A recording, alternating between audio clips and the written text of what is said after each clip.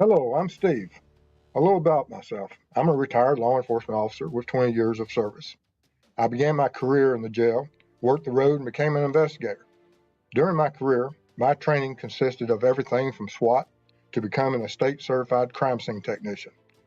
I've investigated crimes from thefts to homicides. After retiring and becoming aware of true crime and web sleuths, I started my channel for web sleuths to better understand the perspectives of law enforcement. Not only do we cover true crime, I go out into the field and assist families who have lost loved ones to homicide and their cases are considered cold. Join me as we look and bring attention to these critical cases.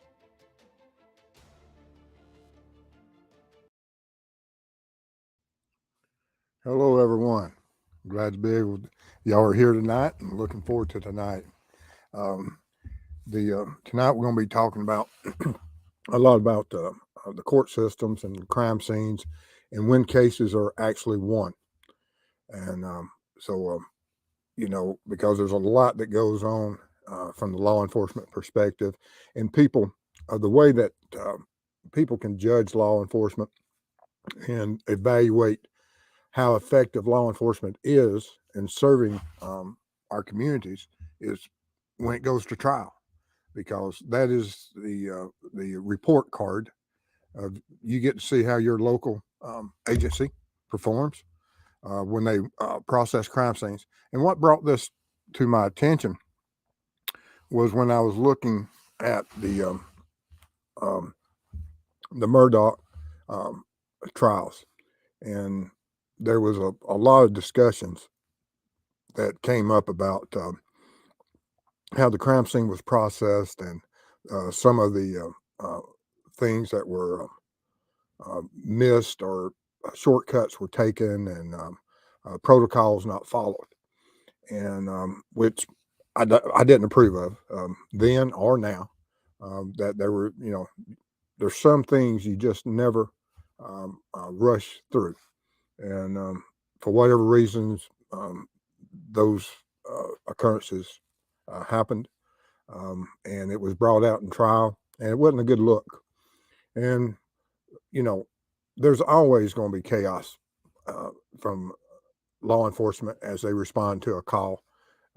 You may be, when you get that call, it may take you 10, 15, 20 minutes. And actually, I think that's about what it took in the Murdaugh trial. It took about 20 minutes for the first responding officer to arrive. And of course, you're coming across the county, you're running blue lights and trying to get there to preserve life, find proof of life. And if you can't find proof of life, then, during those critical moments of when you approach those victims and you're looking and you're trying to assess, first off, is this scene safe for other people, including the responding officer? You know, am I about to be in a shootout or some type of close quarter battle or contact? And who is the offender? So there's a lot of things going on, even as you're checking for proof of life. If you find proof of life, of course, the chaos even gets multiplied for the fact that now you're bringing in additional people, first responders, into a certain part of that crime scene. That they'll start medical assistance in whatever ways they can to try to preserve life. And you have to secure evidence there. But after all that first moments of chaos, still that first responding officer, until, other officers arrive on the scene, support personnel, or it starts getting where you have some type of control so that you have that no one's going to be else come into the scene, possibly going to put others at risk or destroy evidence. And so then you start the crime scene tape. You start that first line of defense of protecting that crime scene, running through your mind your checklist of who have I called, who do I need to call, and what are our next steps to make sure that we have all the evidence protected. because that's where the case that when it goes to trial is won or lost. It totally depends. Do we have overwhelming evidence to prosecute someone, or do we have a lack of evidence to prosecute a individual? And that's, to me, is when the cases are won and lost. And with Murdaugh, I thought it was going to be a hung jury. And we got other cases we're going to look at that are pending. Everyone knows Richard Allen, of course, with Delphi. And what evidence do they have? And how much will the prosecution be facing to try to get a conviction in that case? And it will not, the Delphi case will not be an easy case to prosecute due to nothing by what the initial responding officers did, but by some of the parallel investigations that went on and are still ongoing, and some of the information that we perceive that's out there. And until that prosecutor goes in there and lays out the prosecuting strategy, and they'll go and looking at the Delphi case, they're going to try to find jurors that are unaware of the Klein connections, possibly, or of the Ron Logan connections, possibly. And even if they can find jurors that are unaware of all the other search warrants and information that came in, the defense is going to bring it in and cloud the issues with those. And so it's going to be extremely difficult for them. Now, with Kohberger, from what I understand of it, and even by what has recently been released as far as the information of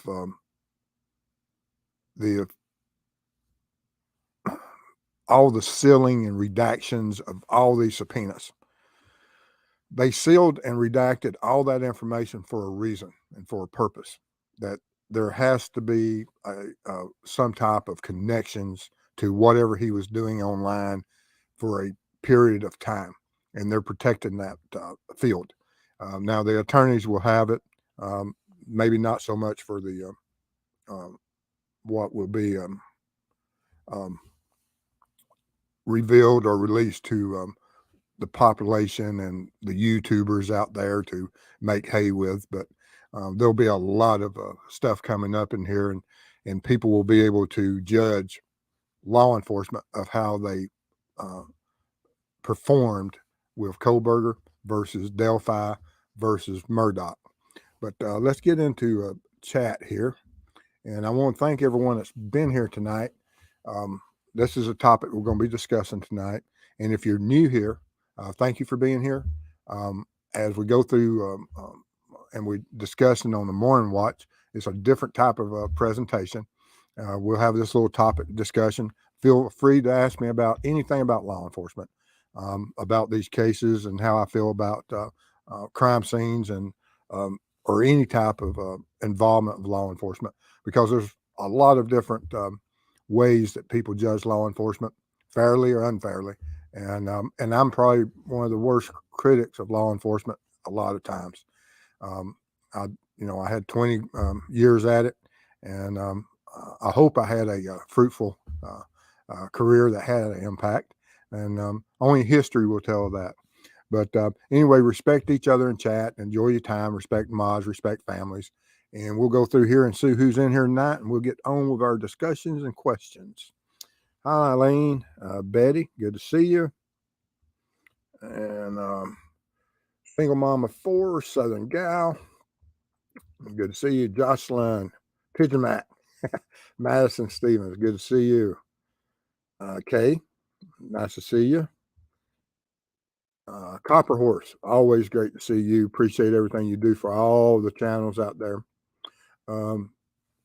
Lala, haven't seen you before. Glad to see you here.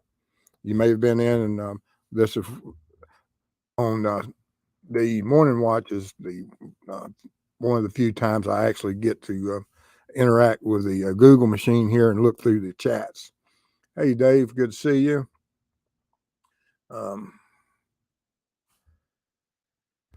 And you're right. Cops here in Virginia talk about situational awareness, and that's just knowing absolutely 100% of your environment 100% of the time, because there are some people out there that wish harm upon not only law enforcement, but while you're on patrol, you have to know what's going on in your community and work with that community and be aware of everything, of everybody that's in that community. Jill, good to see you. Jennifer, good to see you. Let's see who else we got in here. Snell. And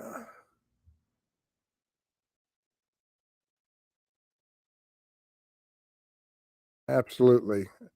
I have some great mods. WO22, good to see you.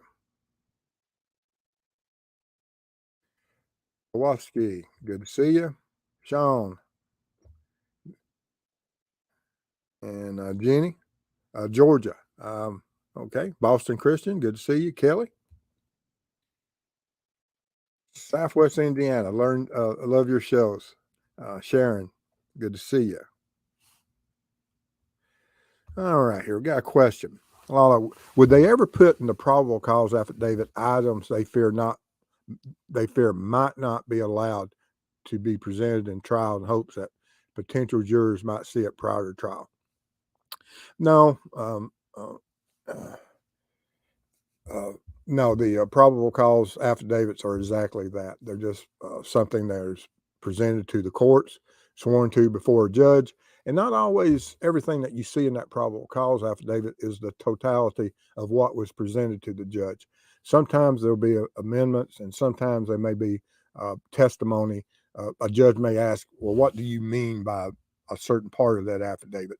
And if so, you can raise your right hand well, you already have raised your right hand, swear that everything in the affidavit is true. And but you may also elaborate on certain parts and clarify anything that the judge may ask you.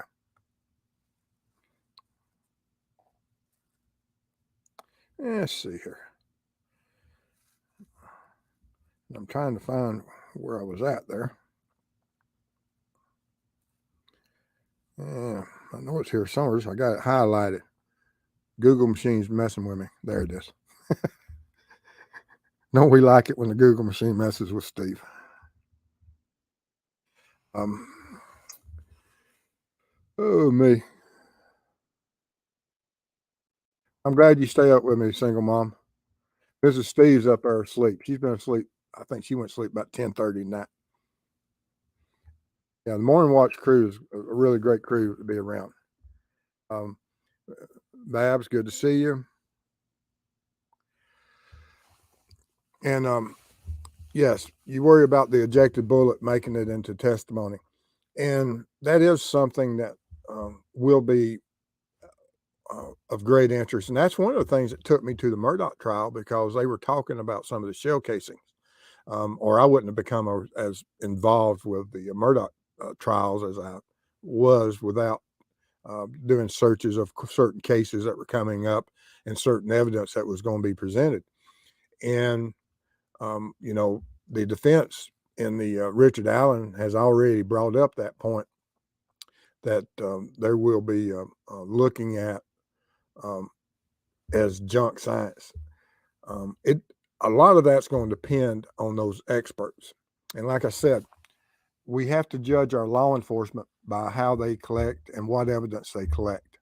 For all the years of the processing of the crime scene that occurred at Delphi, a lot of people said that it was out of their league to be able to process that crime scene. And I've never thought that was the case, for the fact that when you look at Ives, who did a great job as far as the prosecuting attorney, and when he does his interview and he talks about all the resources that were able to come to this. And we saw the same thing in Murdaugh. They talked about the FBI being there, and then with Richard Allen, and then also with Kohberger, we see the same thing. The FBI is in all these cases, which is great to have. It used to not be that common that they came to all the cases as they do now. which, like I said, that's absolutely a valuable tool that should be part of all investigations, because while some agencies are limited on the number of crimes they see, especially with homicides, um, everyone, regardless of population size, they'll see a lot of deaths, but they may not see those critical homicides when you have to have that A game. You can't be messing around and not know what you're doing and cluttering up and messing up a homicide investigation, because that's when you'll go and you'll get that low grade by your public when you're presenting the evidence. And you'll see anytime you see someone go up there and say, well, we didn't follow all the protocols, that's a bad, I hate that so much. You're trained better than that. And so we have to hold them to a high standard. And I hold them to a high standard, and probably more critical than most, because I've been there and I've made mistakes. I'll be the first one that I don't know if anyone could ever go to a crime scene and find something and say, oh man, I messed that up, I must be the first one to do that. No, I probably did it at some time in my career, because you'll miss certain evidence, and you may misspeak. You may have a witness, you don't even know they're a witness, step up and ask a question, and you answer them, and they actually turn out not just to be a witness, they could be the offender. So there's a lot of things that go on at crime scenes that are absolutely unbelievable. But as far as this ejected bullet and how vital it'll be to this case, it's going to be huge. The video is going to be huge also. Everything that occurred on that bridge that day, and we have evidence that we see it more and more now. With the Dylan Rounds case, we saw where the cell phone was involved in it. In the Murdaugh case, we see where the cell phone was involved in it. And with Kohberger, we're going to see not only the night of his digital footprint, but past connections with devices onto the Wi-Fi of that residence, which a lot of that can be explained away, but still there's a lot of things in these crime scenes that will override the such things as these bullet, that's going to be some strong evidence if they can keep it in there. It depends on the experts and the lab work as far as ejected bullet. Everyone wants to be able to say that, oh, I collected those fingerprints, I got that DNA, we have that video, we have the experts, we have witnesses. And a lot of cases you'll have this, but in a lot of cases you don't have any of it. And we didn't have any of that with the Murdaugh. We didn't have any fingerprints, didn't have any DNA. We had the video, which was probably the most critical video that I will give more credit for a prosecution of a case that I've ever seen will be on the Murdaugh homicide, because without that video, you'll never convince me that they would have been able to be successful in that prosecution, regardless of all the other evidence they had. But that's just my opinion. Other people may feel different.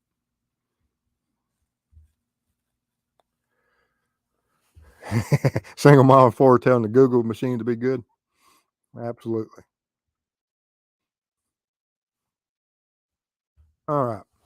May I ask your thoughts why before BK's arrest, they said no suspect, but nothing to fear. But after, with regard to warrant for his apartment, they asked for it to be sealed because people were in danger. Excellent point. And I don't know why law enforcement does that. I guess it's almost like a comforting response that as a parent, when your child's injured and young and fearful and crying, you'll go over and say everything's okay. You have no idea that everything's okay. don't worry, um, we'll get it fixed. You'll be okay, and having no idea. So I don't know if sometimes law enforcement does that same knee kick uh, response of just stating that, and then look back and say, well, that's about the dumbest thing I could say. We have an offender out here that's running the streets, and we have no idea who he is, and we don't know how well armed he is, and we don't know who else he may have his sights on. And so I'm always, until you get those handcuffs on someone, I, I'm pretty critical about law enforcement saying that. Well, don't worry about it. We've got it under control. No, I'm not along those lines. Go ahead and tell me, which it really wouldn't matter if you told me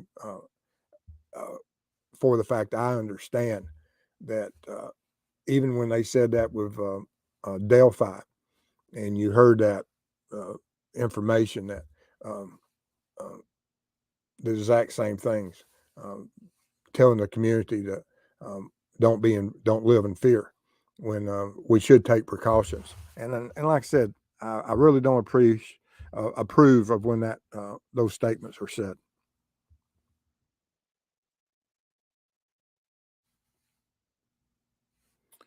Um, Sean says, Mr. Steve, it turns out another person was involved in the Delphi case. Would that cause the affidavit and evidence to be sealed for a much longer time, and could it be resealed? That's an interesting question, for the fact that, they say they have tentacles, and we say, and did the prosecutor misspeak, or did he mean to say is that we have actors? And what type of actors? Is it just someone that was an alibi? And when will we find out those final answers? Um, and are they committed that even if there are other actors out there, would they just try them at that moment? Because there's going to have to be decisions made. We've already got an individual in jail that's guaranteed to have a trial. The courts are moving towards those ends. And as the pretrial hearings and all these bonds and other issues of prepping for trial um, are sent out there, and not always will you have, like with Kegan Kline, all these continuations. Sometimes, those continuations don't happen like they did with Kegan Kline. And that may be the case with Delphi, or it may not be. But yeah, I don't think they'll seal it much longer. I think that this trial sometime in late fall or early next year will have some answers as far as Delphi. That's just my opinion. Doesn't mean I'm right.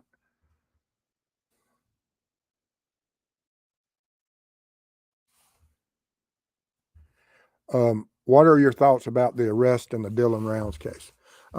Yeah, that's a very interesting case. And once again, evidence coming forth that we didn't know exist. And when did it come into existence? We're talking about a phone that was um, underwater for a while. And just like with, I think it was several months on the Murdaugh before they were unable to unlock, or they were able to unlock Paul's phone to get that video. And is that the same that they did with Brenner? That after they got Dylan's phone out of the pond, were they able to get into it then, or did it take a while?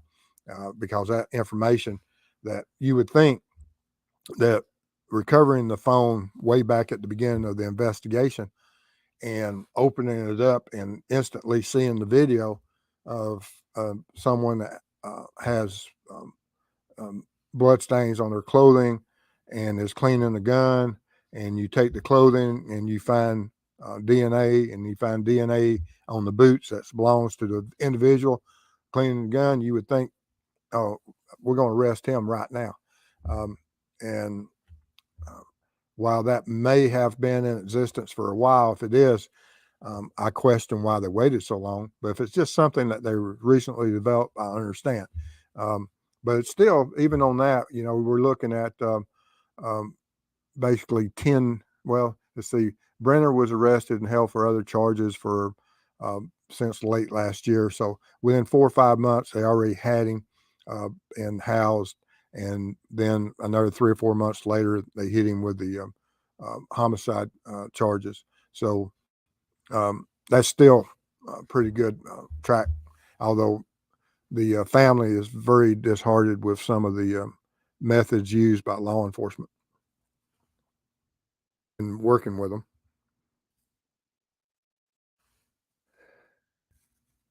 They're saying now Koberger is watching himself on the news. Does that mean anything? Uh, well, I'm sure that there's been some other things about that he's, has found faith, and hopefully he has. And will that have an impact on the trial? And does that mean that he will confess? We'll see. And we'll see where he truly stands as he moves forward. But watching himself on the news is probably every inmate in that housing, whenever the news is on, um, um, is watching that. And is law enforcement allowing that to occur for certain reasons? They may be watching him to see what his reactions are.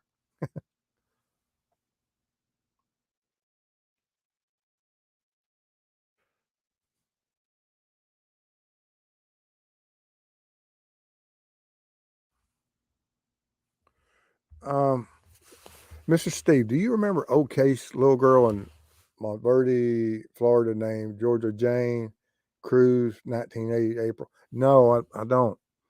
Um, I'll have to look that up.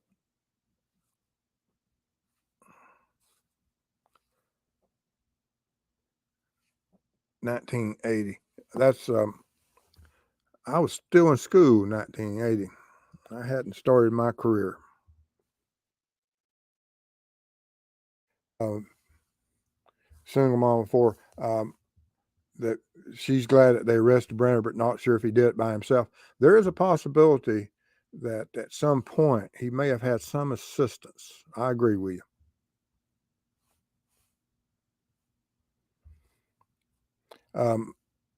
Madison says, "Hello, Mr. Steve. If Kegan Kline is involved in the Delphi, do you think they are waiting to charge him after his trial is finished?"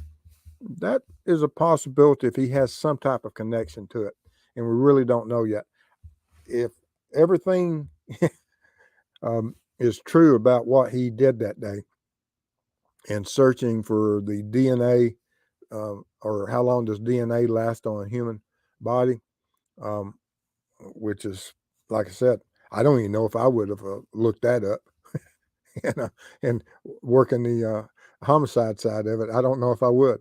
I mean, that's some high-end critical thinking to look just for that simple thing. And then if he did look up that service station the same day that he was looking up or contacting her, which is true or not, law enforcement referenced the contact, as you know, and then of course murder sheets referenced the video at the marathon.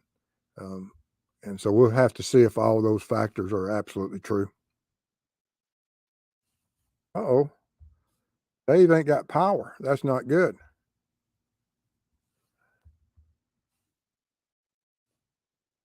Let's see here.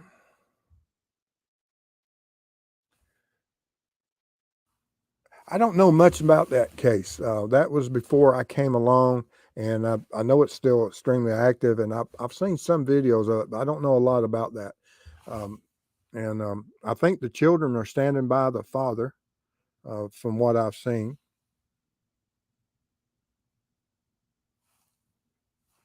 Yes, single mom, cell phones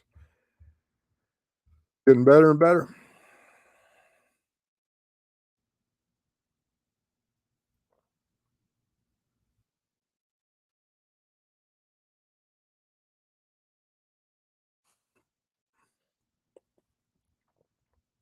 Um, some rando, Paw Paw's video, absolutely.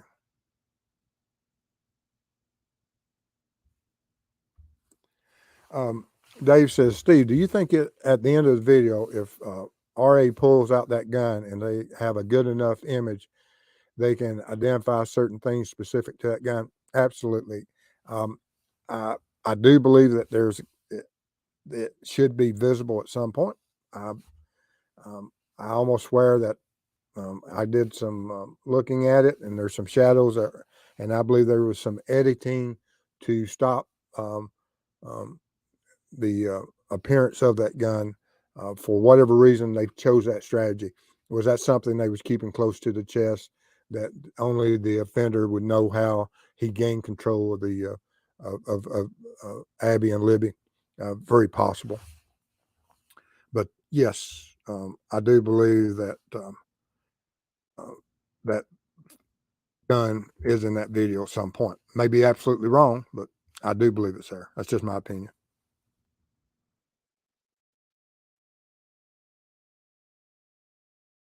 Karen Everett, good to see you. Patty's Petite Tanks. What's up, TC Web and chat?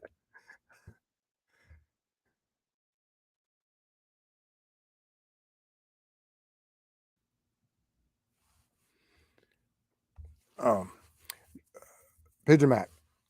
Mr. Steve, what determines the training a law enforcement agent will receive? Does the whole department get the same courses?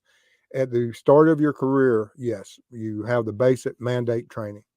Here in Georgia, all officers are trained with I mean, uh, I don't know how many weeks of training it is now, but it's several weeks of training. And, and then you have continuing education that goes in every year.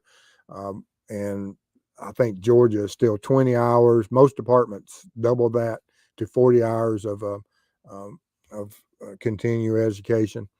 And then as you go into certain choices of your career and you apply for different things in the department, some officers, when they start off in the jail, they never leave the jail. They'll look and specialize in certain areas of detention and correctional training. And then you'll have other officers that will ask to go on the road. And when you leave and you go into the road patrol, there's different levels of training that you can obtain and apply for. Doesn't mean you're going to get it, but you can apply for it. And then when you go into CID, it's the same thing. I was very fortunate early on in my career that, of course, I was a second generation law enforcement officer, and so I was known. And my boss and my father were well known to each other, and so whenever I went into that career, and as I came up through the ranks over the years and went into CID, the state came out with this new program for investigators called crime scene technician, and it was a new standard of what they was going to try to do, and this was in the late 80s, and so I applied for it, got in, and I worked for a man that absolutely believed in processing crime scenes, and that he didn't appreciate the way that other crime scenes and the rate of solvability was. And he actually is the one that introduced computers to our department. And this is in the late 80s. And our department had never, until he arrived, our department had never seen a computer. and so it was very interesting as he introduced and brought in, and we started taking warrants from warrant books and putting them into the filing systems of the and back then, what was it, DOS or whatever, and you almost had to write your own programs and everything and create those databases, and he was able to do that. And then as it progressed, it was absolutely amazing, and we'd never looked back. But it was extremely interesting. But each officer has to choose their path, and if you're hooked up with the right individual and you perform well, you're given those opportunities. But just by getting that training doesn't guarantee anything. You have to apply it. You have to apply the sciences. You have to work hard. And but it's worth it.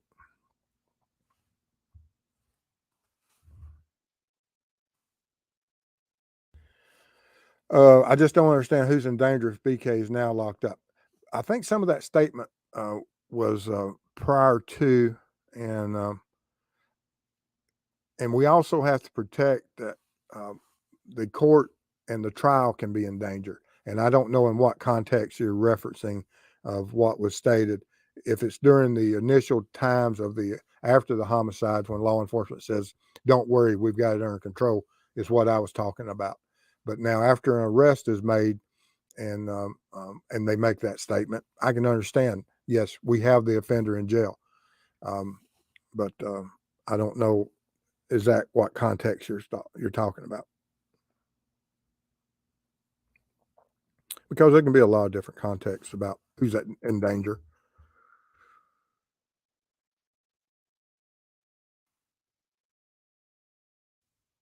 Um, Lala says, I'm always amazed at how many criminals are caught because they were too cheap to get rid of articles of clothing or boots used in the crime. Shoes is a big thing. Um, and while we always look for fingerprints, um, you don't always find fingerprints, but majority of the time, it doesn't matter if there's any type of blood or otherwise, you're going to get those shoe prints. It doesn't matter if it's off the top of the AC unit outside that they climb up on to go through that window, or if it's on that shoe print when they kick that door, or it's on a piece of glass that they've broken and they step on and you get that transfer. There's a lot more shoe prints at crime scenes than there are fingerprints. And I have a database of I created of a slideshow of I don't know, hundreds and hundreds of footprints over my years.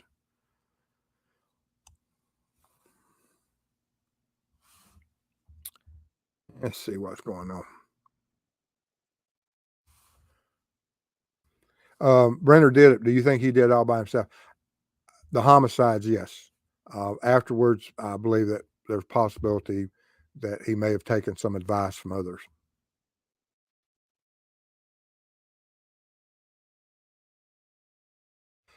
Southern Gal says, "Do you know of the Morgan Nick case from Arkansas?" Nope. I will.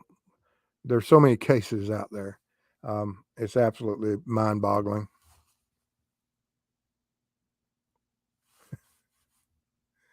Sean Bianchi, Vanishing Point. I remember that name of that movie.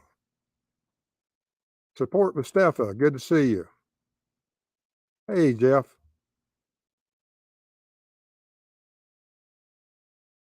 I'm trying to get caught up with this Google machine.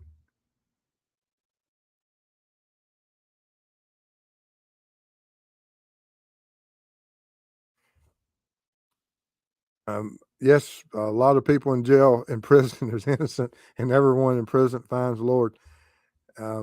Sometimes that is absolutely claimed. Absolutely. More times than not. No, Jeff says, did you hear Alex's prison phone calls? He's still trying to swindle people on the outside and get money from others. No, I haven't listened to any of the phone calls. Um, I've been so busy. We're prepping. I made some phone calls today with our Texas case. And so everything's moving forward for April for that. So I've been so busy, and I will be busy because we're only got 2 or 3 weeks. I talked to the family today, and so to get out to Texas for Amber would just be, you know, hopefully within the next 3 weeks. We're supposed to be in there this week past, and had conflict on it, but I talked to the family today, and I think all the conflicts have been there will be available during early April. I'm hoping.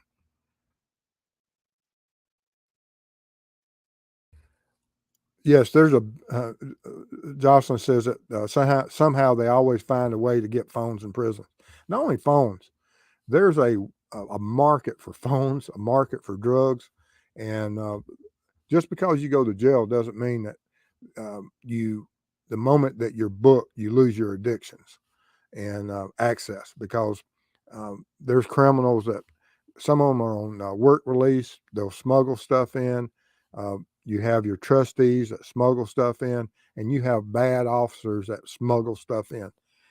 Just absolutely unbelievable how much stuff can get into a jail. Mr. Steve, were you always in law enforcement just in Georgia? Yes. Um, Now I travel the country transporting people out of, whenever we had pickup orders out of state, but my all my arrest powers and everything was in the state of Georgia, and my when I was sworn in was for the state of Georgia.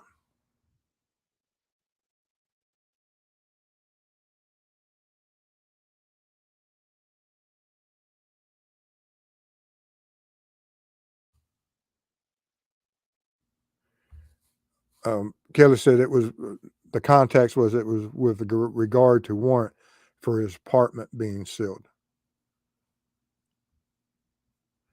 Yeah, that is interesting that they would still mention that. Jill Downey says, Steve, you may have already talked about this, but I would love to see you follow the Stephen Smith case that has been reopened. Do you think you will cover it? Chris and I have discussed that. We'll have to see. I don't know much about it. Chris, I think, did something on his show about it. And I just haven't researched anything on it. But if there's anything there that I can bring to the table, absolutely, I'll look at it. We're about to get so wrapped up in Texas, and then some of the information that's coming out in Evansdale. I think there's a documentary supposed to be released. I think it's on Netflix on Evansdale on Lyric and Elizabeth. So I look forward to that also. It's been in the works for quite a while, but they were trying to get it released before the first of the year, and it was all hush hush then. But I think now they've coming out of and it's going to be promoted, I think, on Netflix.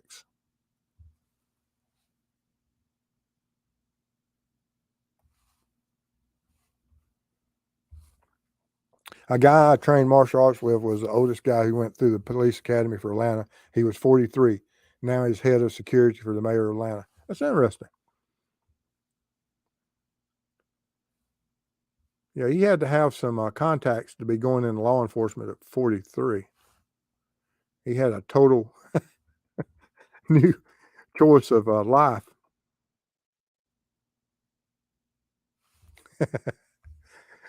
I think it's hilarious. They took bets on how long you would make it. Yes, it was. Um, I used to be. I used to do some wild things. Then I met Mrs. Steve. I was 28 years old when I met Mrs. Steve. Changed. I went into law enforcement when I just turned 22. So I had 6 years before Mrs. Steve.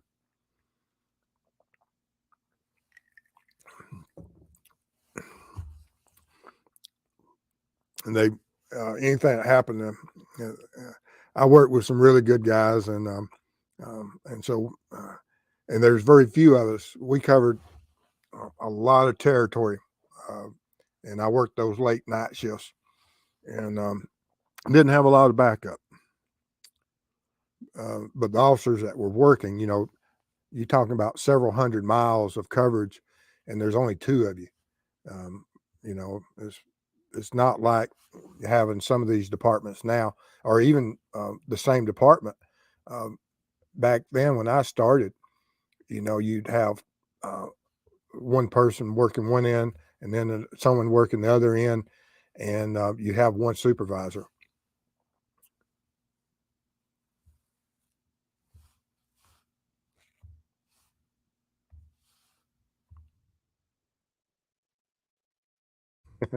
Yeah, but you won't make it to 35, is what they told me. I fooled them. Jocelyn says the drugs inside the prison I'm working at are very bad. Stay safe at those prisons, man. And that's the difference about correctional officers and um, road officers. Um, Road officers, you may come across a carload of drunks or maybe a couple of armed robbers, and that will try to harm you. But when you're in prison and you're a correctional officer in the jails, you are there not one-on-one. You go into these areas where there's 30, 40, 50, 100 and something people that that at least a percentage of them absolutely have no respect for you for whatever. And some of them will cause you harm at the first chance they get. And so I have utmost respect. I started off my career in the jail, and but then I went to the road. And like I said, on the road, one or two is probably, although I did, the most offenders I ever had to fight at one time was 3 on the road. In the jail, that's not always the case. But, so I take my hats off to all the correctional officers out there. Thank you for your service.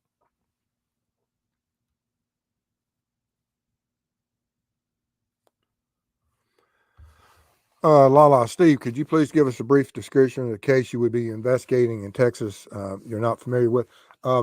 It's the Amber Crum case. She went missing 40 years ago.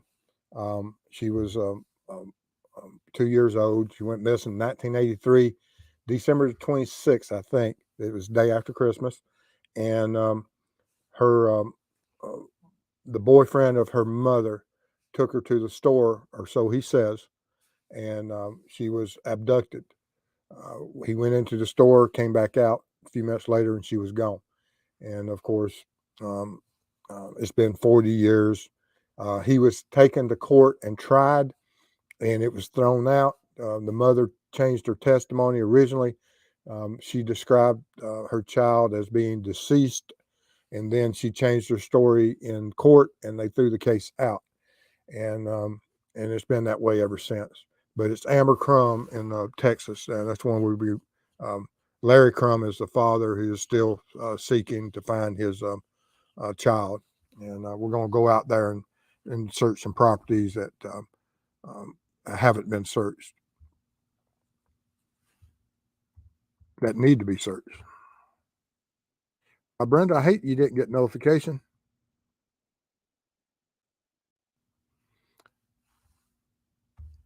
Jill Downey, $5 super sticker. Thank you. Mrs. Steve's not here, but I remember I got the blue light tonight. Got you. Thank you.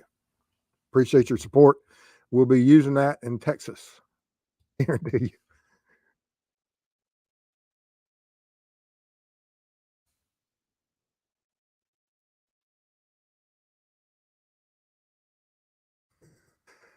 you. Kelly says, sorry, Mr. Steve, limited characters.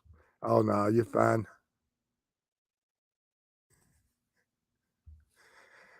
Mary Flynn used to do wild things. Yes, I'm extremely down. I'm low profile now. Dave says, ain't no Waffle House in prison. Yes, Mary Flynn, Mrs. Steve is a sweetie. Absolutely. Sean, Mr. D, he was a 4th degree master in self-defense martial art, a real animal. Broke my ribs a couple of times. Oh, I can tell you about some of those martial artists that I worked with back in the past. And you're right, some of them were absolute. We had one trooper that I knew that.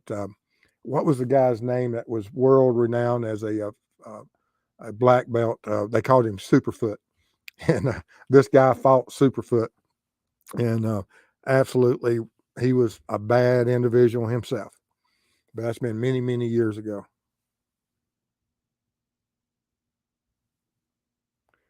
That's interesting that they're going to exhume and get an independent, and that'd be extremely helpful to determine its cause of death or manner of death.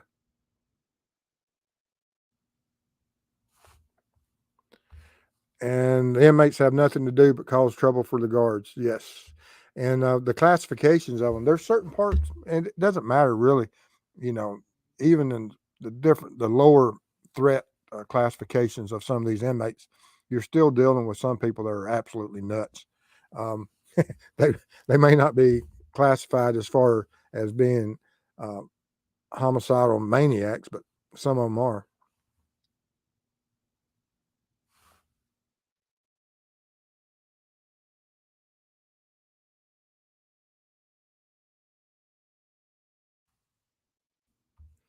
Yes, Kelly. I hope you can help any way possible wherever you're at, and I wish you well in your career.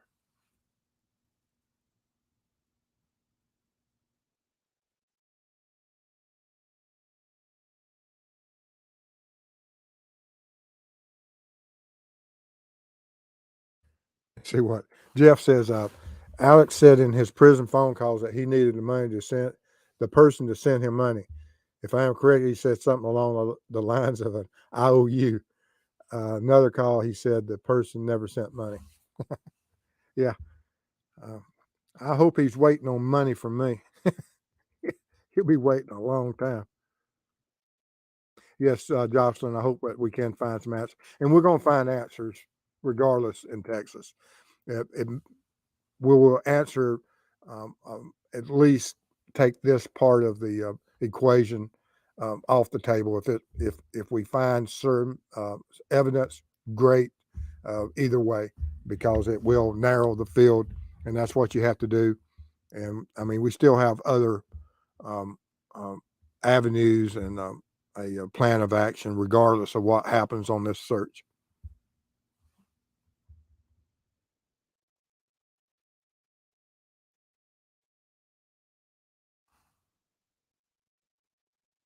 Kelly says, I heard that convo too. He was talking to Buster and was asking about his brother's wife to send money.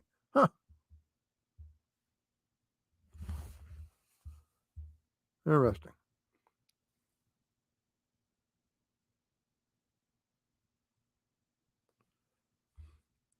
Um, Jocelyn says, yes, all kinds. Most are decent, but there are a lot with mental illness or just flat out behavior issues. And that's the thing is that when like here in Georgia, the state hospitals closed down and used to be able to, once they uh, were classified and were admitted to the state hospital, you had a separation of inmates with certain issues. Not the case anymore. And there are a lot of decent people that made bad decisions that put them in jail, and not all of them are master criminals.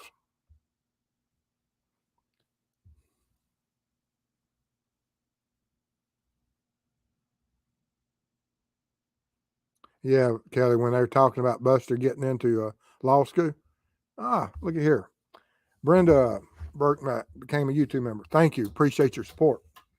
We had tonight, earlier tonight, I had the commanders and the detectives. And Brenda, whenever this Sunday, we have it open to all our members. And sometime YouTube, for whatever reason, decides that we should open it up to everybody in the world, even when I'm trying to have a members only meeting, which is fine. But I try to have at least 2 members only things a week, one that's open to all our members on Sunday. And then we open up on Wednesday, alternate between the commanders and detectives. But glad you're on board.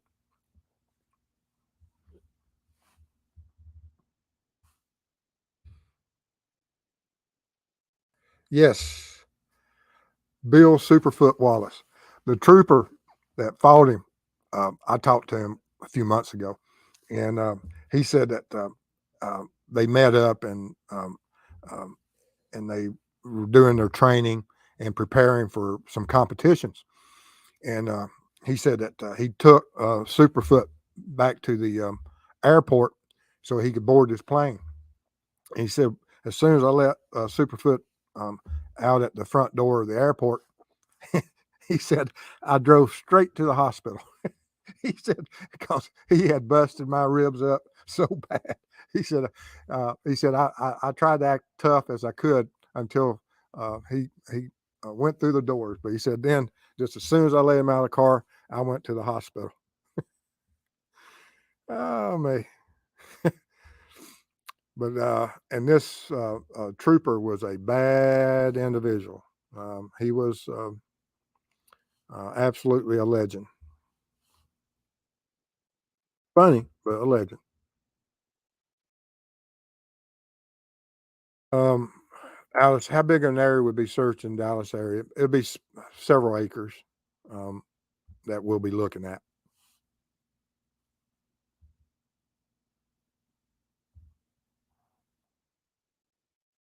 Oh, Jocelyn, y'all state hospitals are also only one open. Yeah, there's a lot of private stuff now, but used to, you had the states. Now all the states are pretty well just prisons. Yeah, Sean, they're trying to treat everybody with medications.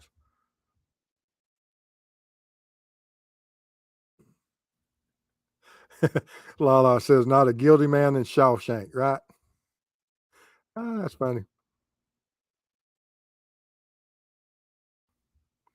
Yeah, the med calls, walking around trying to deliver meds. And how many inmates are, I don't know what it is now, but back when I first started, um, everybody had meds for something. Now, a lot of those meds are over the counter, but back then they weren't.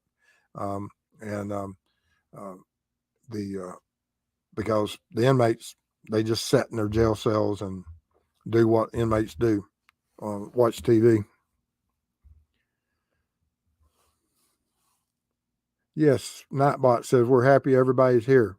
Enjoy it. Absolutely.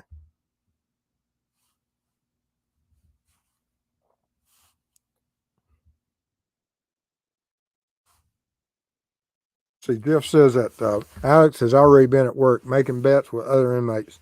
He said on the phone calls that he won 7 beef sticks. I don't even want. No, I'm not even going there.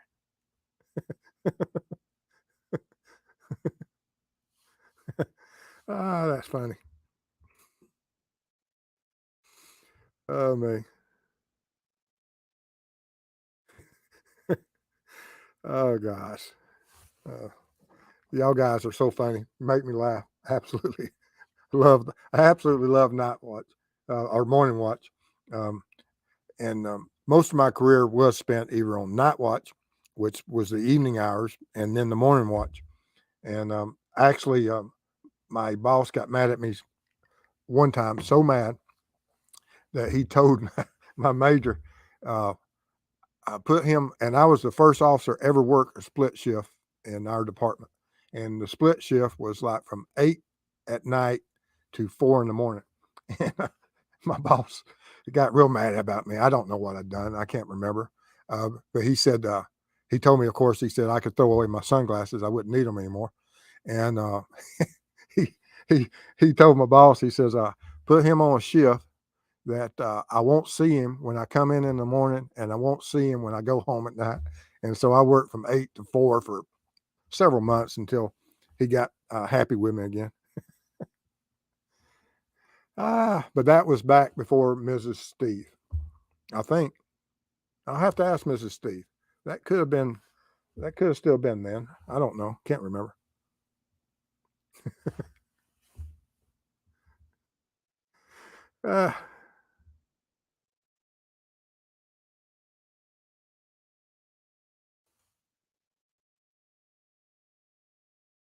Uh, Boston, Boston Christian asked, "Did you guys love the full moon time?" I hated working during full moons. Um, not so much that there's a lot of more activities because there is, and it's due to. I personally think it's not so much that the moon has that effect. It's just that people can see better at night in the full moon and are more apt to be out and about because some of the full moonlight, when your eyes get adjusted, it's not much different than daytime. And I worked a lot of night hours, um, and uh, and I didn't like bright light and moon. I like it absolutely total dark because I like the shadows and you could do stakeout so much better when it's absolutely low light and using and watching neighborhoods or stores or for robbers, whatever you were doing on your stakeouts. I just, in the really dark nights, it was so much easier to work because, like I said, the dark shadows were even darker. Whereas on some of those full moon nights, you couldn't hide a patrol car because we had these all our cars, um, with the blue lights on them and everything. You can't hide them. It's not easy to hide.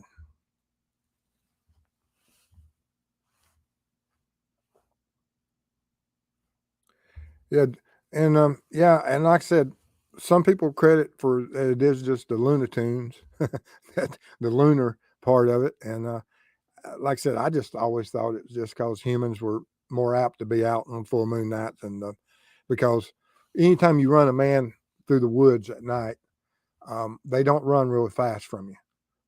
I was often outrun on foot in daytime, but I don't think I was ever outran at night, because as you chase them through the darkness, you bark at them a few times and tell them to keep running into the woods. They'll pretty well just stop and turn around and say, "No, I don't want to really go in these woods with you." They'll surrender. Yeah, play psychological games with them. Oh, Cop Horse is blue. I missed something, I think, but because I'm on the StreamYards, things happen in YouTube that I don't get to see all the time. Thank you for whatever contribution or whatever we got. Thank y'all.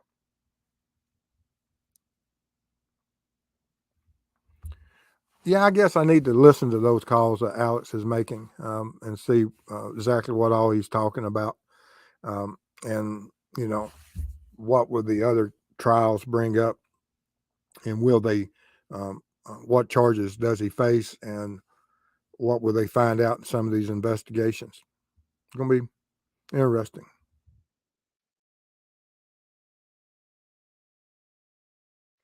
Kowalski, Werewolves of Georgia. uh,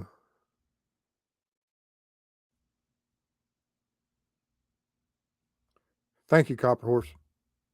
Yes, Jill with $5 and the road patrol member. Yes, thank you.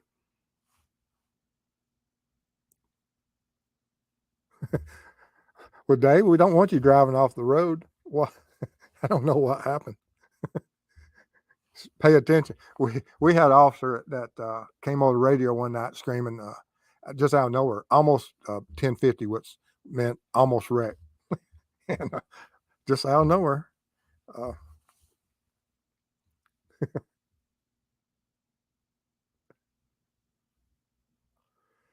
Uh, Lex says, "Are there new AM jail calls? Only have heard a few.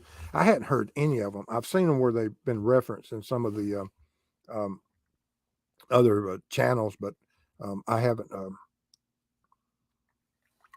listened to any of them yet. Now, we used to listen to inmate calls, um, or we had people that assigned that would listen to the calls and filter all the correspondence and mail and things. And then if there was something of interest that we needed to have, they would get it to us, because there's some strange things said on phones.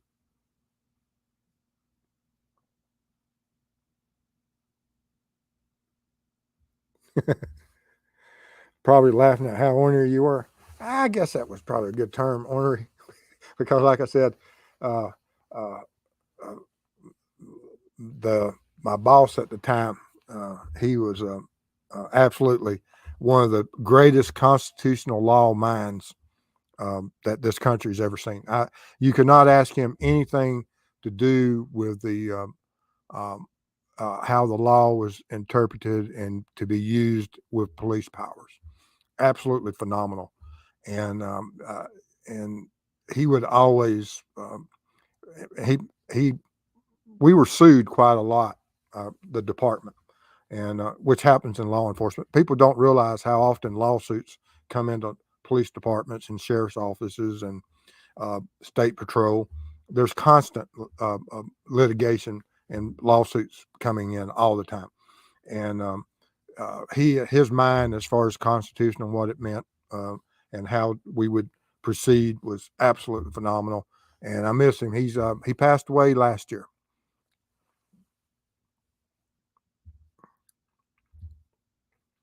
Yeah, Mrs. Steve corrected me quite a bit. I'm not anything like it was. What was the weirdest thing you saw on those late night shifts? Probably when nothing was going on. But no, I had a lot of stuff that I guess I need to. That's a great question, and I'm gonna write that down. And we'll have a third shift weird call night, and I've got some of my old videos, and I may go back and look through the call list and see what type of some of those calls were. That's a great question.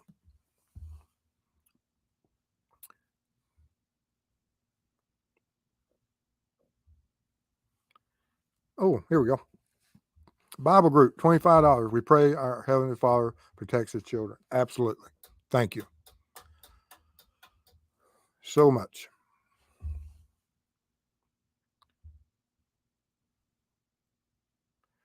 Does anyone think Kohlberger will be facing the ultimate? I hope so. He deserves it. Absolutely. I don't know if that will. They're prepping in that towards that direction.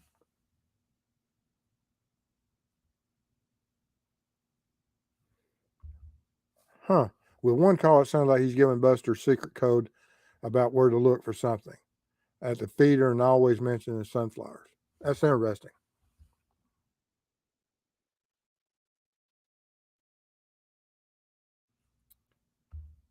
And Snell, $5. I enjoy listening to your show, Mr. Steve. Thank you for an interesting conversation.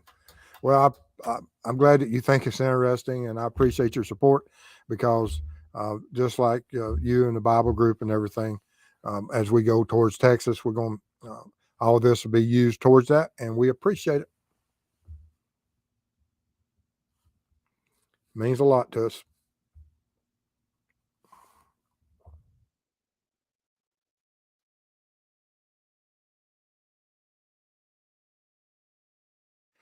Kohlberger got a second attorney. I heard. Is that common?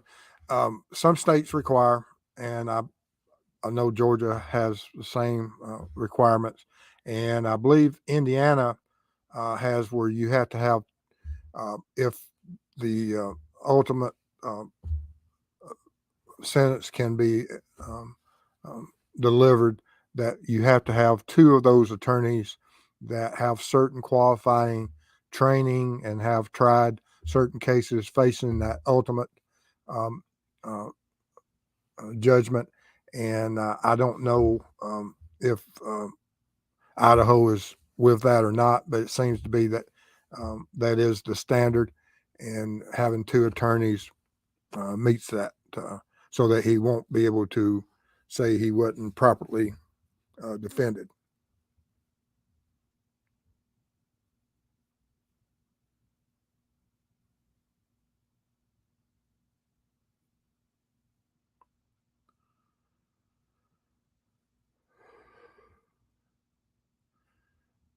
Elliot says, probably not, since there's no objective evidence. Prosecution is making a predominantly circumstantial case. And I don't know which case you're referring to. I don't know if it's Richard Allen or if you're talking about Kohlberger. Jill says, blue light. Woohoo. Yes, absolutely. Elliot says, I'm in Indiana. Where are you from? Mississippi? Nope. I'm in from Georgia. So I'm just, you got the southern part right. I'm just a little bit more east. Now I go through Indiana quite a bit with the two cases and some cases I worked in the past.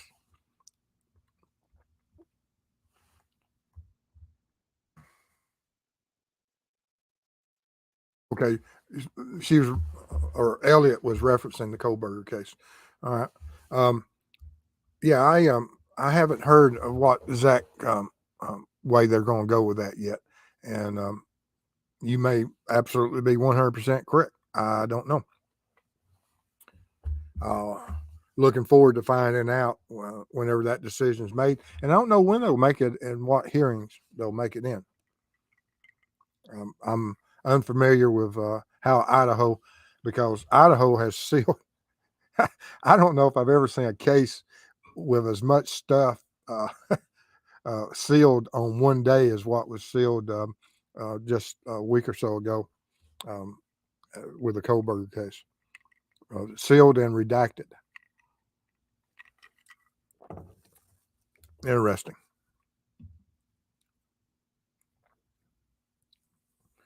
But and like I said, tonight we were just discussing law enforcement and the how people just evaluate their departments, and because it is a report card. Whenever you go to court and you present whatever evidence you collected to the best you can, and to get that conviction, or it's adjudicated and they walk, which is if justice, and if the evidence point that you have the wrong individual, you can't argue with that evidence. Whatever the evidence says, if the evidence says you got the right guy, absolutely, or lady, or female, not lady. Ladies don't do what certain females do. And so, but if it says that you have the wrong one, of course, they have to be released and go out there and find the one that is responsible.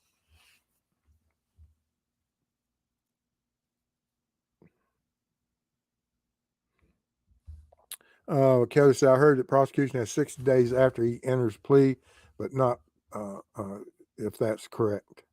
But no clue if that's correct. I have no idea how it works out there. None whatsoever. Oh, man. And, but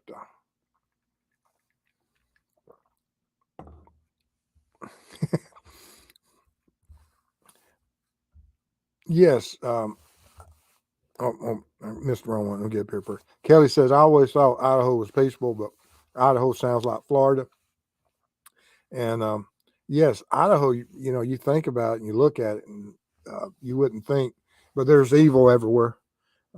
It's so sad that it is. And what is the answer and how do you address it? I don't know. You see it in every state.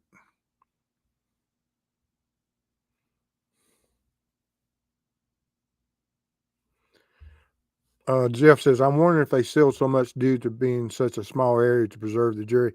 Could be. But like I said, I've never saw where a court just went in there and did what they did. It's absolutely amazing.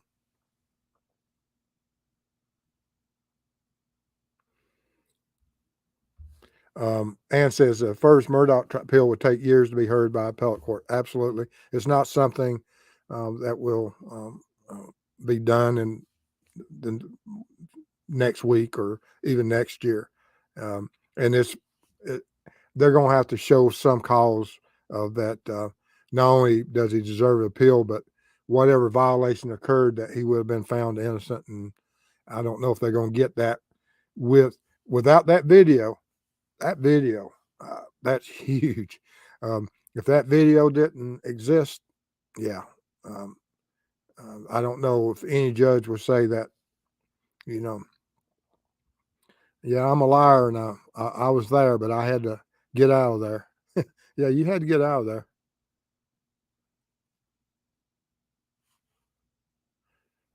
And I agree with you, Ann. I don't think he'll ever walk free among us again. I don't.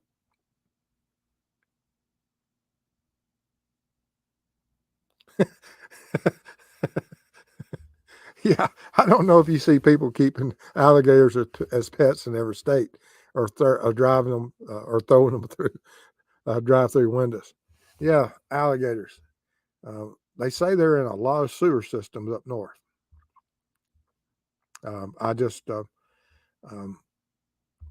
We have them every now and then. Now, of course, South Georgia, they have alligators everywhere. I worked with a guy that lost a finger to an alligator. But he was a game warden and was trying to catch one, and he caught it.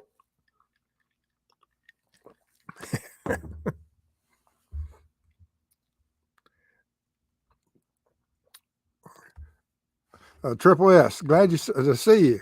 I popped in here. Yes, better late than never.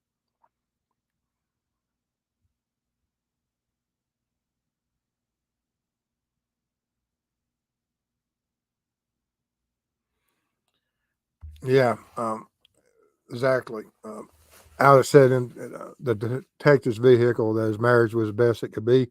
Then in court said he just wanted to get out of there before he did something he didn't want to do.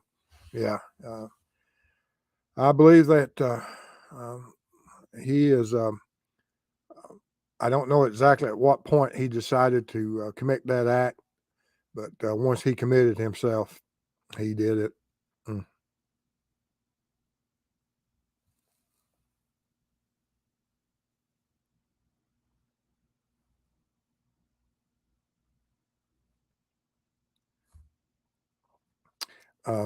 Elliot says, game warden Steve Irwin. No.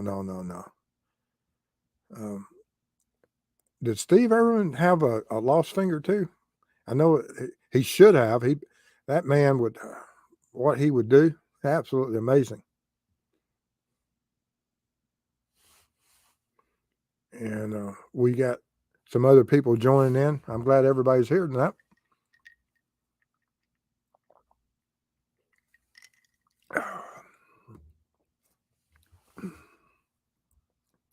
But I've never messed with. Now we messed with bears and things, but I've got some great, and that's some of the things I'll have to talk about. Some of those, some of the guys I work with that did some of the absolute stupid things that what would possess you to do some of those things. Not everybody in law enforcement is at the brightest candles.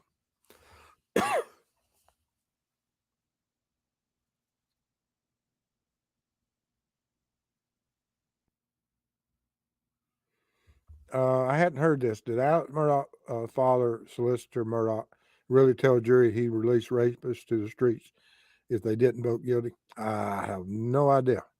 I don't think that would have, in modern times, went over well. But he could have said that to make a point, I guess, in some type of closing argument, maybe.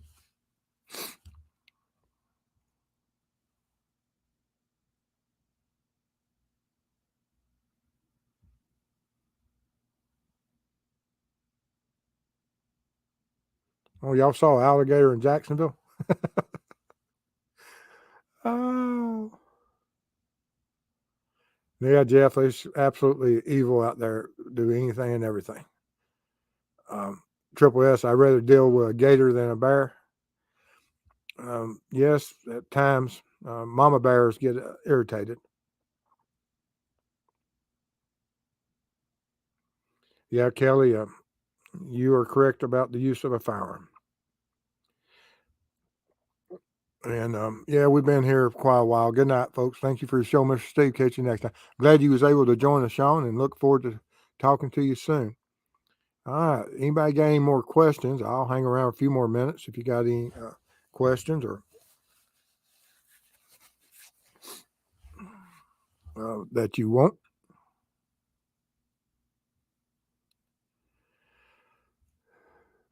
And I kind of agree that there's a possibility that he was trying to make it from that angle and everything, that either as an accidental one shot situation, and it did get out of hand and escalated. But then again, maybe not. Don't know.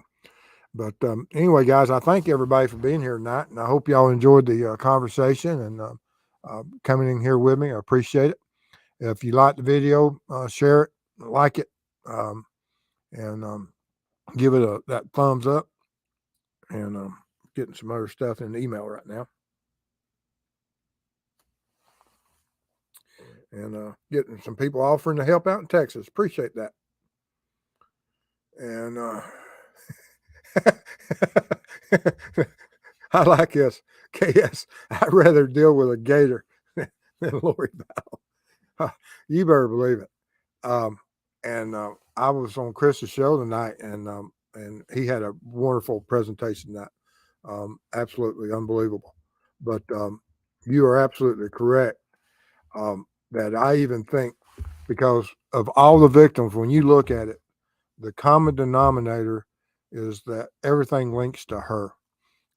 Even when it's the boyfriend or the individual that survived the attempt on his life by the while they were out putting tires and seats in the warehouse, that the drive-by shooting where the guy miraculously survived it was still linked to her side of the family. And I think that Chad, at some point in his future, he's evil too. Absolutely have no use for him either. But I think that he would have been another victim whenever she wanted once she got enough insurance on him, he wasn't going to be long for this world, because you can see that anyone they described as a zombie wasn't long for this protection of this world. But I agree with you. Yeah, Lori is a absolute, and I've got to ask my wife about, and if you want to know what true evil is, you ask a woman about another woman about what evil is, and they'll tell you. And so I haven't asked Mrs. Steve that yet, but I will. Well, Elliot, I'm glad you subscribed. I'm glad you're on board with us, and look forward to seeing you in future chats. And go through here right quick and finish up. And like I said, I thank everybody for being here. And if I missed anybody with the blue light for contributing and everything, we appreciate it. It means a lot to us, and we're going to be using that in Texas. I'm just scanning down through here right quick to make sure I don't have any questions, and y'all stay safe out there. Snell says, I'm sure it's better to send PayPal so YouTube doesn't take so much. Do you have a PayPal, Mr. Steve?